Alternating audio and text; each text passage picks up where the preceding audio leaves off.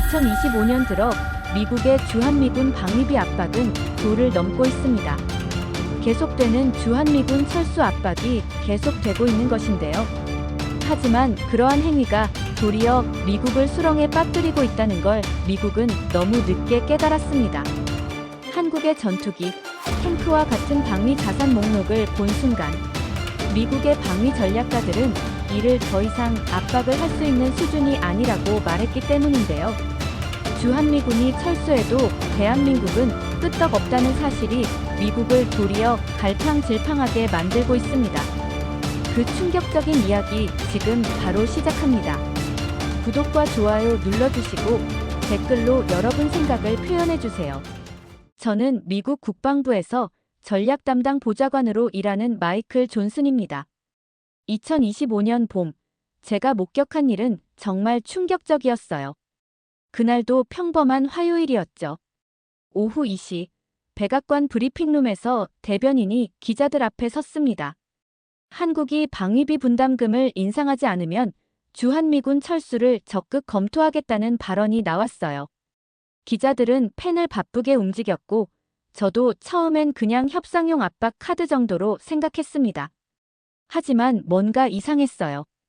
보통 이런 중요한 발언이 나오면 국방부 내부는 난리가 나거든요. 각 부서에서 전화가 빗발치고 회의실마다 사람들이 웅성거리죠. 그런데 그날은 달랐습니다. 너무 조용했어요. 복도를 걸으며 동료들 표정을 살펴봤는데 모두가 뭔가 알고 있다는 듯한 눈빛이었죠. 마치 이미 정해진 각본을 따라가고 있다는 느낌이랄까요. 저만 모르는 무언가가 있다는 확신이 들었습니다. 그날 밤 집에 돌아와서도 계속 신경이 쓰였어요. 평소 같으면 이런 발언 후에는 관련 부서에서 비상 보고서가 올라오거든요. 그런데 아무것도 없었습니다. 오히려 고요한 게 더 무서웠죠. 잠이 안 와서 서재로 갔어요. 그리고 오래된 파일 박스를 꺼냈습니다. 2년 전에 제가 직접 작성했던 보고서가 있었거든요. 먼지를 털고 표지를 봤을 때 제목이 눈에 확 들어왔어요. 한국 없는 전략은 존재하지 않는다. 그 보고서를 쓸 때가 생각났습니다. 몇 달 동안 한국의 군사 전략을 분석하면서 정말 놀랐었거든요. 우리가 생각하는 것보다 훨씬 체계적이고 독립적인 방어 시스템을 갖추고 있었어요. 당시에는 그냥 학술적 호기심으로 썼던 건데 지금 보니 예언서 같았습니다. 보고서를 다시 읽어보니 소름이 돋더라고요. 특히 결론 부분에 제가 이렇게 써놨더군요. 만약 미국이 한국과의 군사협력을 중단한다면 전략적 손실을 보는 쪽은 미국일 가능성이 높다. 그때는 가설이었는데 지금 상황을 보니 현실이 되어가고 있었어요. 백악관 발언이 단순한 협상 전술이 아니라는 생각이 확고해졌습니다. 뭔가 더 큰 그림이 있다는 직감이 들었죠. 새벽 3시가 넘어서야 보고서를 덮었어요. 머릿속이 복잡했습니다. 과연 우리가 철수를 언급할 자격이 있는 건지 아니면 우리가 놓치고 있는 중요한 사실이 있는 건지 의문이 들었거든요. 그 순간부터 저는 진실을 찾아야겠다고 결심했습니다. 그 다음날 아침, 저는 결심했습니다. 2년 전 작성했던 그 보고서를 다시 꺼내서 회의에서 발표해 보자고요. 마침 오전에 아시아 전략 검토 회의가 있었거든요. 회의실에 들어서니 평소보다 분위기가 무거웠어요. 참석자들도 어딘지 경직된 표정이었죠. 의장인 로버트 스미스 국방차관보가 회의를 시작했습니다. 오늘은 한반도 상황에 대해 논의하겠다고 말하더군요. 몇 명이 현재 상황에 대해 발표했는데 모두 비슷한 논조였어요. 한국의 방위비 분담 거부는 용납할 수 없다. 우리의 입장을 더 강하게 밀어붙여야 한다, 이런 식이었죠. 저는 가슴이 답답해지기 시작했습니다. 드디어 제 차례가 왔어요. 떨리는 손으로 파일을 꺼냈습니다. 제가 2년 전에 작성한 한국 군사력 분석 보고서가 있습니다라고 말하며 첫 페이지를 펼쳤죠. 그 순간 회의실 분위기가 싸늘해졌어요. 보고서 제목을 읽어주었습니다. 한국 없는 전략은 존재하지 않는다. 그러자 몇몇 참석자들이 서로 눈빛을 주고받더군요. 뭔가 불편해하는 기색이 역력했어요. 저는 계속해서 핵심 내용을 설명했습니다. 한국의 독자적 방어 능력이 우리 예상보다 훨씬 발달되어 있고 만약 철수할 경우 전략적 공백이 생길 수 있다고 말했죠. 그때 로버트 스미스가 손을 들어 저를 제지했어요. 잠깐, 마이클. 그의 목소리는 차갑게 가라앉았습니다. 그 보고서는 언제 승인받은 건가? 저는 당황했어요. 아, 승인은. 당시의 개인 연구 차원에서. 그러자 옆에 앉아있던 피터 데이비스 정책실장이 조용히 말했습니다. 그거 그냥 폐기해. 정치적으로 너무 부담스러워. 그 말을 듣는 순간 저는 정말 믿을 수 없었어요. 2년 동안 공들여 분석한 객관적 자료를 정치적 부담 때문에 폐기하라고요? 제 얼굴이 화끈거렸습니다. 하지만 이 자료들은 모두 공개된 정보를 바탕으로. 제가 말을 이어가려 했지만 스미스가 단호하게 말했어요. 오늘 회의록에는 그 보고서 언급을 빼도록 하겠다. 회의가 끝나고 모두들 썰물처럼 빠져나갔어요. 저 혼자 회의실에 남아서 멍하니 앉아 있었죠. 그때 깨달았습니다. 우리는 진실을 감추며 체면을 지키고 있었다는 걸요. 복도로 나와서 화장실에 들어갔어요. 거울을 보니 제 얼굴이 창백해져 있더군요. 손을 씻으면서 생각했습니다. 과연 우리가 옳은 길을 가고 있는 건가? 그날 점심때 동료인 사라 윌슨을 만났어요. 그녀에게 오늘 있었던 일을 털어놨죠. 사라는 고개를 끄덕이며 말했습니다. 마이클, 나도 비슷한 경험이 있어. 요즘 윗선에서는 한국 관련해서 부정적인 얘기만 듣고 싶어해. 그 순간 확신이 들었어요. 철수 논의가 단순한 협상 전술이 아니라는 걸 본능적으로 감지했습니다. 뭔가 더 복잡한 정치적 계산이 숨어 있다는 생각이 들었거든요. 오후 내내 머릿속에서 같은 질문이 맴돌았어요. 정말 우리가 한국 없이도 괜찮은 건가? 아니라면 누가 손해를 보는 걸까? 답을 찾기 위해서는 더 깊이 파고들어야 한다는 걸 알았습니다. 그 회의 이후로 며칠 동안 저는 잠을 제대로 못 잤어요. 계속 뭔가 놓치고 있다는 생각이 들었거든요. 그래서 오래된 인맥을 찾아보기로 했습니다. 데이빗 김이라는 사람이 있어요. 한국계 미국인으로 국방부에서 10년 넘게 아시아 군사 분석을 담당했던 전직 분석관이죠. 지금은 민간 연구소에서 일하고 있지만 여전히 정통한 정보를 갖고 있는 사람입니다. 목요일 저녁 워싱턴 다운타운의 작은 카페에서 만났어요. 데이빗은 평소보다 조심스러운 표정이었습니다. 주변을 살피더니 목소리를 낮춰 말했어요. 마이클, 요즘 국방부 분위기 어때? 저는 솔직하게 말했습니다. 이상해요. 한국 철수 얘기가 나오는데 정작 내부에서는 관련 분석을 꺼리더라고요. 데이빗이 고개를 끄덕였어요. 역시 그렇구나. 그리고는 더욱 작게 속삭였습니다. 이번 철수 언급, 방위비 때문 아니야. 한국 무기 견제하려는 거야. 설마요? 저는 반사적으로 되물었어요. 그럴 리가. 데이빗이 가방에서 태블릿을 꺼냈습니다. 직접 보여줄게. 화면에 여러 무기 사진들이 나타났어요. 전투기, 미사일, 방공 시스템들이 쭉 나열되어 있었죠. 이거 다 뭔지 알아? 그가 물었습니다. 저는 하나씩 살펴봤어요.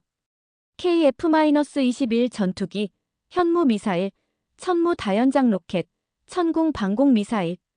익숙한 무기들이었습니다. 전부 한국 무기네요. 데이빗의 표정이 진지해졌어요. 맞아. 그런데 여기서 중요한 건 그가 화면을 확대했습니다. 이거 다 국산입니다. 미국산 부품은 없어요. 그 말에 제 등골이 서늘해졌어요. 지금까지 저는 한국이 우리 기술에 의존하고 있다고 생각했거든요. 그런데 완전히 독립적인 무기 체계를 구축했다는 거였어요. 언제부터 이렇게 됐죠? 제가 물었습니다. 이미 10년 전부터 시작됐어. 특히 2010년대 중반 이후로는 아예 독자 개발 노선으로 돌아섰지. 데이빗이 설명했어요. 문제는 이제 이들이 우리 경쟁자가 됐다는 거야. 저는 믿기 어려웠어요. 경쟁자요? 한국이? 폴란드 사례를 보라고. 데이빗이 다른 자료를 보여줬습니다. KF-21 수출 협상이 진행 중이야. 유럽 시장에서 우리 F-35와 경쟁하고 있다고. 그때 제 휴대폰이 진동했어요. 이메일 알림이었습니다. 발신자는 국방부 정보 분석실이었죠.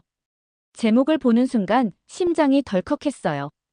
폴란드, KF-21 우선 협상국 발표. 손가락이 떨렸습니다. 이메일을 열어보니 더 충격적인 내용이 있었어요. 폴란드 정부가 차세대 전투기 도입 사업에서 한국 KF-21을 우선 협상 대상으로 선정했다고 발표했습니다. 데이빗이 제 표정을 보더니 물었어요. 뭔 일이야? 저는 휴대폰 화면을 보여줬습니다. 데이빗도 놀란 표정을 지었어요. 벌써 성사됐구나. 그 순간 머릿속이 하얘졌어요. 나는 워싱턴 한복판에서 얼어붙었습니다. 지금까지 우리가 보호해야 할 동맹국이라고 생각했던 한국이 실제로는 우리와 경쟁하는 상대가 되어 있었던 거예요. 카페를 나서면서 데이빗이 마지막으로 말했어요. 마이클, 이건 시작에 불과해. 앞으로 더 많은 사실들이 드러날 거야. 집으로 돌아가는 지하철 안에서 저는 계속 생각했습니다. 과연 우리가 철수를 운운할 자격이 있는 건지, 아니면 오히려 우리가 뒤처지고 있는 건 아닌지 말이에요. 그날 밤 잠자리에 들면서도 머릿속은 복잡했습니다. 그날 밤 잠을 설치며 결심했습니다. 더 이상 간접적인 정보로는 안 되겠다고요. 직접 한국에 가서 제 눈으로 확인해야 한다는 생각이 들었어요. 월요일 아침 일찍 상사에게 연차를 냈습니다. 개인적인 용무가 있어서 일주일 정도 쉬려고 합니다라고 말했죠. 다행히 별다른 추궁 없이 승인이 났어요. 화요일 오후, 저는 인천공항행 비행기에 몸을 맡겼습니다. 14시간의 긴 비행이었지만 잠이 오지 않았어요.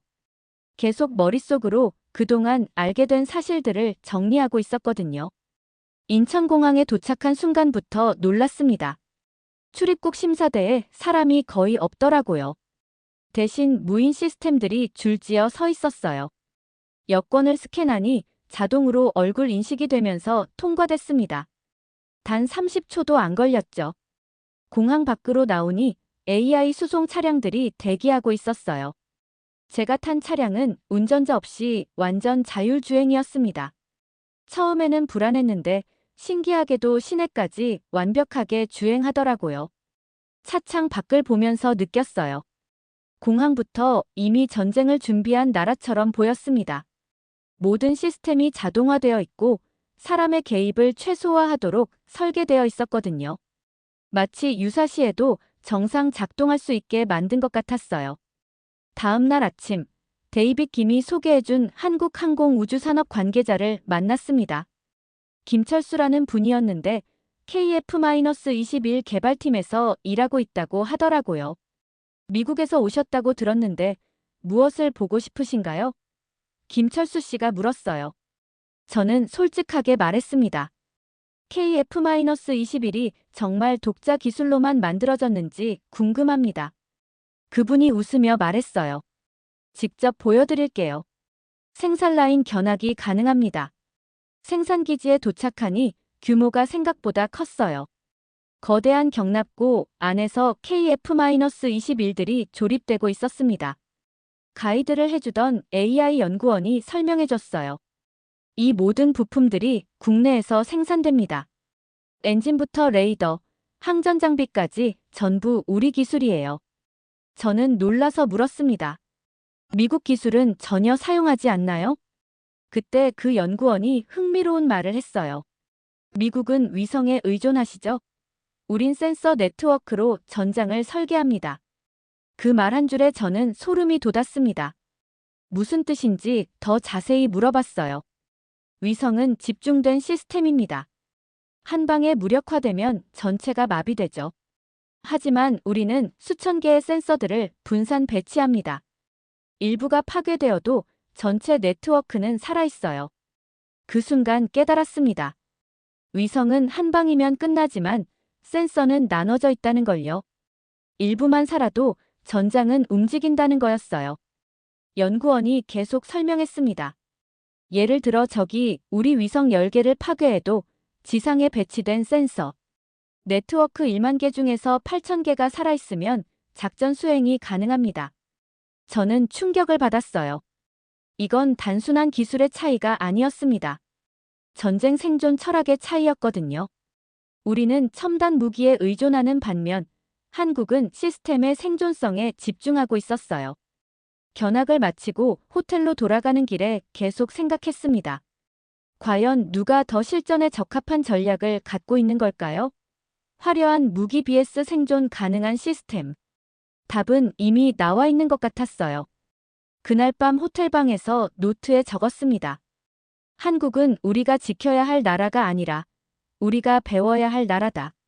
한국 방문 사흘째, 가장 중요한 약속이 잡혀 있었습니다. 합동참모본부 전략실과의 미팅이었어요.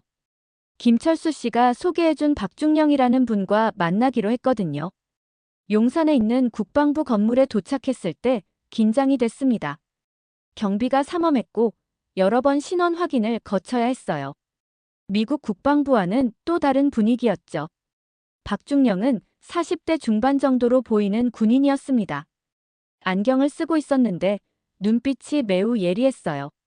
첫인상부터 예사롭지 않다는 생각이 들었습니다. 미국에서 왔다고 들었습니다. 무엇이 궁금하신가요? 박중령이 정중하게 물었어요. 저는 며칠 동안 봤던 것들을 언급하며 질문했습니다.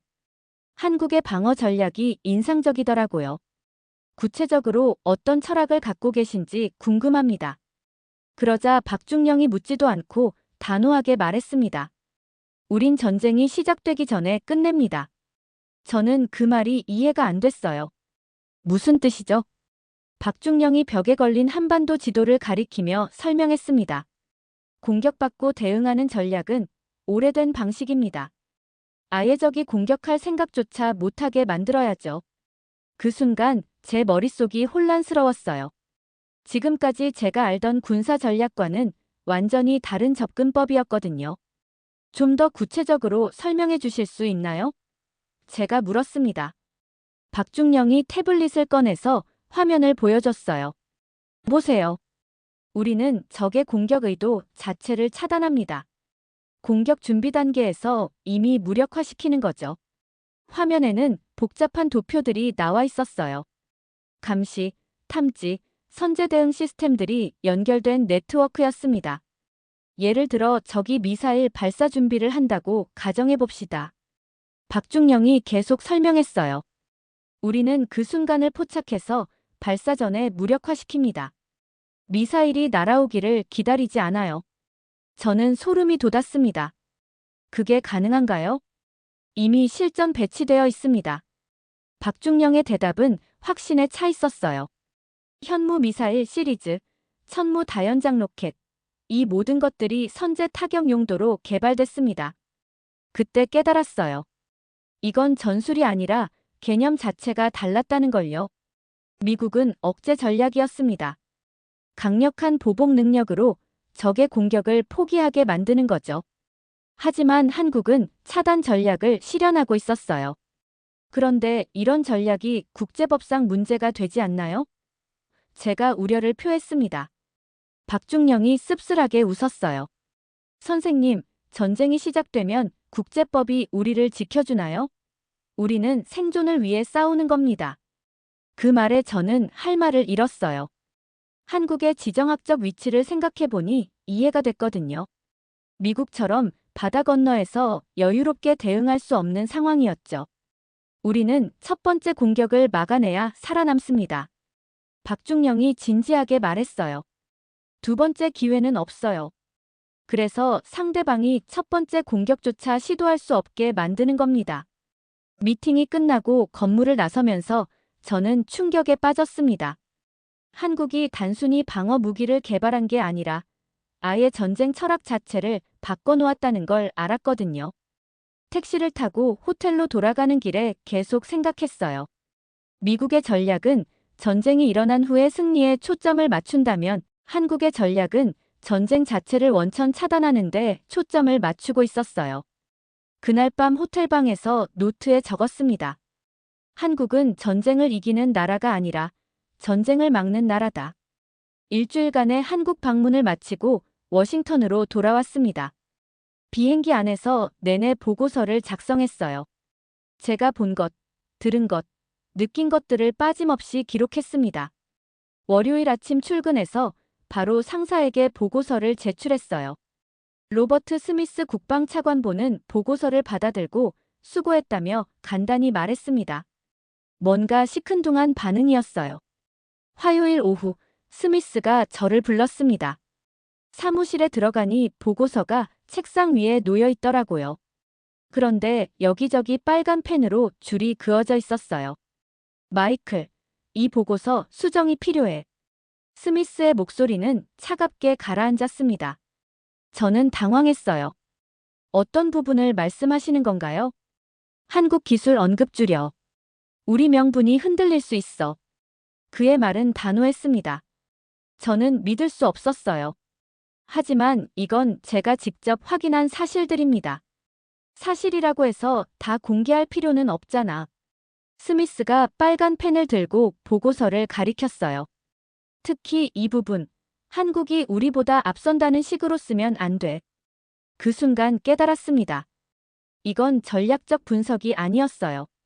자존심을 위해 사실을 덮자는 제안이었습니다.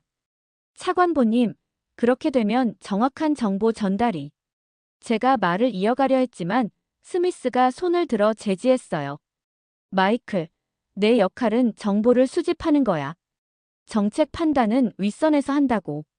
그의 어조는 협상의 여지가 없었습니다. 사무실을 나와서 복도를 걸으며 분노가 치밀었어요. 일주일 동안 발로 뛰며 확인한 정보를 정치적 이유로 왜곡하라는 거였거든요. 그날 밤 집에 돌아와서 계속 고민했습니다. 이대로 침묵해야 하는 건가? 아니면 진실을 알릴 방법을 찾아야 하는 건가? 수요일 새벽 결심을 내렸어요. 익명으로라도 사실을 공개해야겠다고 생각했습니다. 유튜브 계정을 새로 만들었어요. 아이디는 DEFENSEINSIDER2025로 했습니다. 목요일 저녁 집 서재에서 영상을 녹화했습니다. 얼굴은 나오지 않게 하고 음성도 변조했어요. 제목은 한국은 더 이상 우리가 지켜야 할 나라가 아니다로 정했습니다. 안녕하세요. 저는 미국 국방부에서 일하는 분석관입니다. 영상을 시작하며 떨렸어요. 오늘 여러분께 충격적인 사실을 알려드리려고 합니다. 20분 동안 제가 본 것들을 차근차근 설명했어요. KF-21의 독자 기술, 센서 네트워크 시스템, 선제 차단 전략까지 빠짐없이 담았습니다. 우리는 지금까지 한국을 보호해야 할 약한 동맹국으로 여겨왔습니다. 영상 마지막 부분에서 목소리에 힘을 실었어요. 하지만 현실은 정반대입니다. 한국은 이미 우리 없이도 충분히 강한 나라가 되었어요. 금요일 아침 6시에 영상을 업로드했습니다. 출근 전까지 조회수를 확인해봤는데 이미 1만 뷰를 넘어서고 있더라고요. 오전 10시쯤 휴대폰을 확인했을 때 깜짝 놀랐어요. 조회수가 50만을 넘어서고 있었거든요. 댓글도 수천 개가 달려 있었어요. 드디어 누군가 진실을 말해줬네요. 국방부 내부자의 양심 고백 같다. 이래서 한국이 철수 발언에 당당한 거구나. 점심시간에 확인해보니 조회수가 200만을 넘어섰어요. 그리고 오후에는 CNN에서 이 영상을 언급하기 시작했습니다. 그날 오후 스미스가 긴급회의를 소집했어요. 누가 이런 영상을 만들었는지 모르겠지만 심각한 문제다라고 말하더군요. 저는 조용히 앉아서 듣고 있었어요. 마음 한편으로는 두려웠지만 다른 한편으로는 후련했습니다. 드디어 진실이 세상에 알려졌다는 생각이 들었거든요. 그날 밤 집에 돌아와서 영상 댓글들을 읽어봤어요. 대부분이 공감하는 내용이었습니다. 특히 현역 군인들의 댓글이 인상적이었어요. 우린 이미 알고 있었다는 반응이 많았거든요. 주말이 지나고 월요일 아침 상황은 제 예상을 완전히 뛰어넘었습니다. 영상 조회수가 1천만을 돌파했어요. 더 놀라운 건 주요 언론사들이 이 이야기를 다루기 시작했다는 거였습니다. CNN 아침 뉴스에서 앵커가 말했어요. 익명의 국방부 관계자가 공개한 영상이 큰 화제가 되고 있습니다. 한국의 군사력에 대한 충격적인 분석이 담겨 있는데요. 뉴욕타임스에서는 일면 톱 기사로 다뤘습니다. 미 국방부 내부자가 폭로한 한국 군사력의 진실이라는 제목이었어요. 기사를 읽어보니 제 영상 내용을 바탕으로 추가 취재까지 진행한 것 같더라고요. BBC에서도 국제뉴스 시간에 보도했습니다. 미국과 한국의 군사동맹 관계에 대한 새로운 시각이라며 영상 일부를 인용해서 방송했어요. 화요일 오전, 국방부 내부는 완전히 술렁였습니다. 복도에서 마주치는 동료들마다 그 영상 이야기를 하고 있었어요. 어떤 사람은 누가 만들었는지 궁금하다고 했고, 또 어떤 사람은 정말 사실일까라며 의구심을 표했습니다. 점심시간에 군인 식당에서 들은 대화가 충격적이었어요. 한 중령이 다른 동료에게 말하더군요. 솔직히 우린 이미 알고 있었어. 한국 애들 정말 대단하다고. 맞아. 합동훈련 때마다 느끼는 건데 얘네들 기술력이 장난 아니야. 다른 장교가 맞장구 쳤어요. 저는 귀를 기울여 들었습니다. 현장에서 일하는 군인들은 이미 한국의 실력을 인정하고 있었던 거예요. 수요일에는 더 놀라운 일이 벌어졌습니다. 국방부 앞에서 시위가 열렸어요. 주로 젊은이들이었는데 왜 지금까지 숨겼냐는 구호를 외치고 있었습니다. 한 대학생이 인터뷰에서 말했어요. 우리가 세금으로 국방비를 내는데 정작 실상은 모르고 있었다는 게 화가 난다. 또 다른 시민은 한국이 이렇게 강한데 왜 계속 보호해준다고 했느냐며 분노를 표출했습니다. 목요일 아침, 워싱턴 포스트에 칼럼이 하나 실렸어요. 전직 국무부 관리가 쓴 글이었는데 제목이 인상적이었습니다. 우리가 가르쳤다고 믿었지만 실제론 우리가 배워야 할 대상이었다. 그 칼럼에서 작가는 이렇게 썼어요. 지난 수십 년간 미국은 한국을 제자로 여겨왔다. 하지만 이제 역할이 바뀌었을지도 모른다. 오후에 동료 사라가 제게 와서 속삭였어요. 마이클, 이 영상 때문에 윗선이 완전히 뒤집혔대. 누가 만들었는지 찾고 있다던데. 제 심장이 두근거렸지만 태연한 척했습니다. 그럴만하죠. 파장이 크니까요. 금요일에는 의회에서도 이 문제를 다뤘어요. 하원 국방위원회에서 긴급 청문회를 열었습니다. 국방장관이 출석해서 의원들의 질의를 받았어요. 한 의원이 물었습니다. 영상 내용이 사실입니까?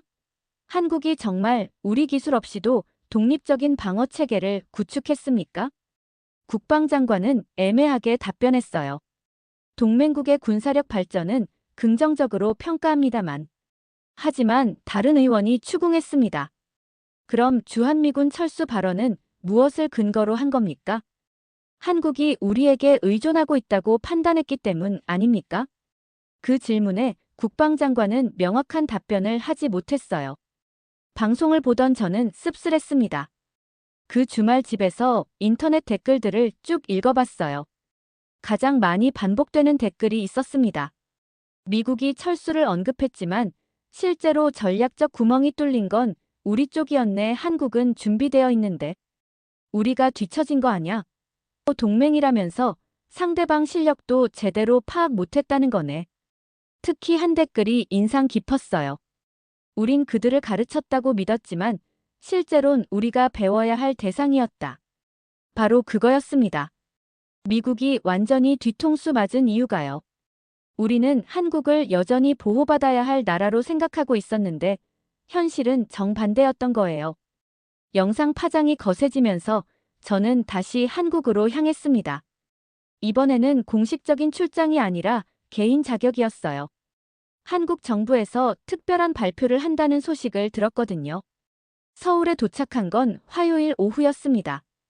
다음 날 오전 10시에 국방부에서 중요한 브리핑이 있다고 했어요. 제목만 들어도 심상치 않았습니다. 포스트 미군 전략 체계 발표. 수요일 아침 국방부 대강당에 도착했을 때 이미 기자들과 외국 관계자들로 가득했어요. 저는 뒷자리에 조용히 앉았습니다. 가슴이 두근거렸어요. 정시에 한국 국방장관이 연단에 올랐습니다. 그의 첫 마디가 충격적이었어요. 오늘 우리는 완전히 새로운 방어 패러다임을 공개하겠습니다. 대형 스크린에 복잡한 도표가 나타났어요. 3층 방어망이라는 제목 아래 3개의 층위가 표시되어 있었습니다. 첫 번째는 사이버 방어층입니다. 국방장관이 설명했어요. 적의 공격 의도를 사전에 탐지하고 차단합니다. AI가 24시간 감시하며 이상 징후를 포착하죠. 화면이 바뀌면서 두 번째 층이 나타났습니다. 두 번째는 항공 방어층입니다. KF-21편대와 천공 시스템이 연동되어 공중 위협을 무력화합니다. 마지막으로 세 번째 층이 보였어요. 지상 방어층은 현무 미사일과 천무 다연장 로켓이 담당합니다. 이 모든 시스템이 AI로 완벽하게 연동됩니다. 저는 소름이 돋았습니다.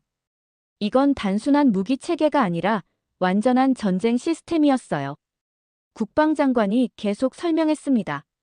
이 시스템의 핵심은 자율성입니다. 외부 지원 없이 72시간 내에 모든 위협에 대응할 수 있습니다. 72시간. 그 숫자가 머릿속에 박혔어요.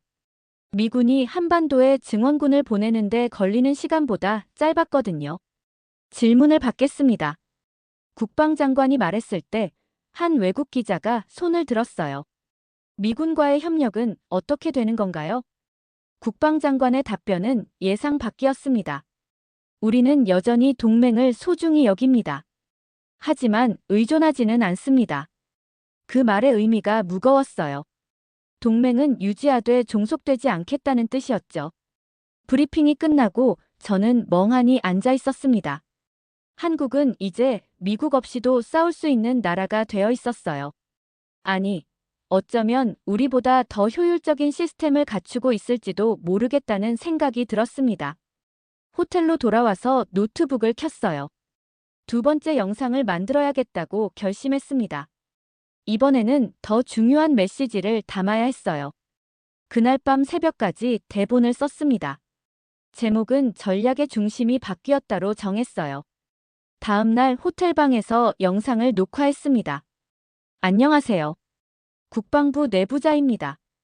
오늘 한국에서 충격적인 발표를 목격했습니다. 20분 동안 제가 본 것들을 설명했어요.